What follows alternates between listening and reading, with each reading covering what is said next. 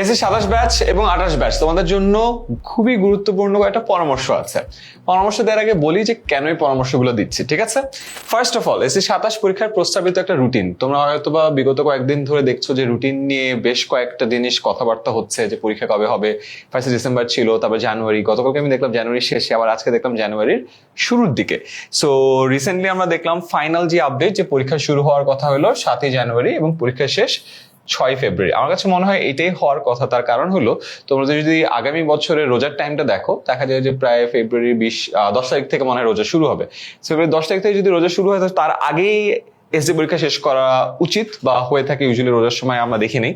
So এই রুটিনটা আমার কাছে মনে হয় যে মোটামুটি রিয়েলিস্টিক এবং এরকমই হবে, ঠিক আছে? এবং অনেক জায়গায় আমি দেখছি অলরেডি একটা রুটিনের টেমপ্লেটও দিয়েছে। সেইটাকে বিলিভ করার কোনো রিজন নেই, এত আগে রুটিন দেওয়ার কথা না, বাট জাস্ট আ ফরম্যাট যেটা আমরা দেখলাম সোশ্যাল মিডিয়াতে। বাট এটাকে আমি আসলে সিরিয়াসলি নিচ্ছি না। যেটা সিরিয়াসলি নিচ্ছি সেটা হলো তোমাদের পরীক্ষার টাইমটা। দেখো, জানুয়ারির 6 তারিখ বা 7 তারিখ ইজ ইকুয়াল টু ডিসেম্বরই, ঠিক আছে? সো হয়তো মনে হতে পারে না এই বছরের পরীক্ষা না আগামী বছরের পরীক্ষা, বাট দিন শেষে কিন্তু পরীক্ষা ডিসেম্বরে হোক আর জানুয়ারি 7 তারিখে হোক একই টাইম, ঠিক আছে? সো ফার্স্ট অ্যাডভাইস, সময় যে অনেক বেড়ে গেছে এটা ভাবে তোমার গতি কোনোভাবেই কমানো যাবে না। তুমি যদি কিছু হলো এসসি 25 থেকে শিখো, সেটা কি 6 লাখের বেশি স্টুডেন্ট ফেল করছে। 6 লাখ, ক্যান ইউ ইম্যাজিন? এদের কথা চিন্তা করো, বাবা মার কথা চিন্তা করো, এদের ফ্যামিলির কথা চিন্তা করো, এদের মেন্টাল স্টেটের কথা চিন্তা করো। এদের প্রবলেম কি ছিল? সবাই ভাবছে যে শেষ মুহূর্তে পড়বে, শেষ মুহূর্তে গেছে, লাস্ট 2-3 মাসের চাপ সামলাতে পারে নাই। মেজরিটি দেখবে একটা সাবজেক্টে ফেল করে বসছে, এবং একটা সাবজেক্টে ফেল মানে ফেল, রেজাল্ট তো আসতেছে না, ওকে আবার পরীক্ষা দিতে হবে। এটা একটা মেন্টাল ট্রমা, ট্রাস্ট মি। মানে এর থেকে খারাপ কিছু তোমাদের সাথে হইতে পারে না।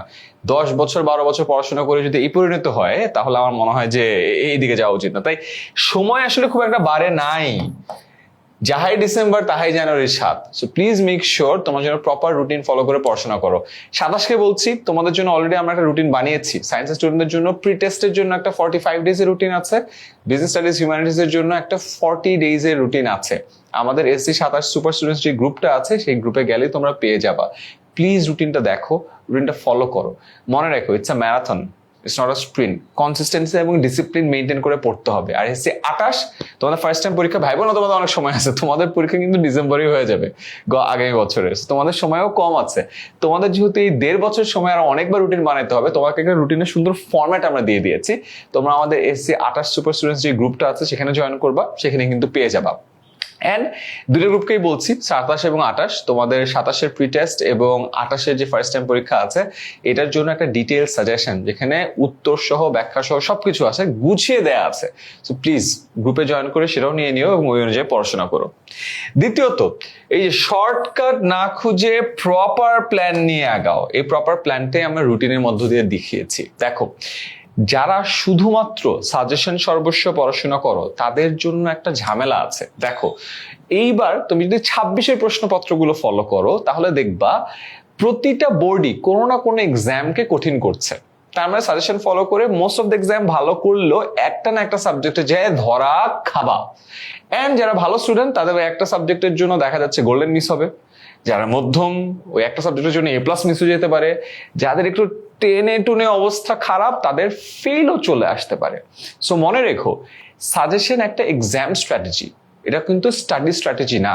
সারা বছর ধরে পড়াশোনা করে বেসিক এন্ড ফাউন্ডেশন ঠিক না করলে কোনো না কোনো একটা এক্সামে ধরা খেয়ে রেজাল্টটা কিন্তু ধ্বংস হয়ে যাবে।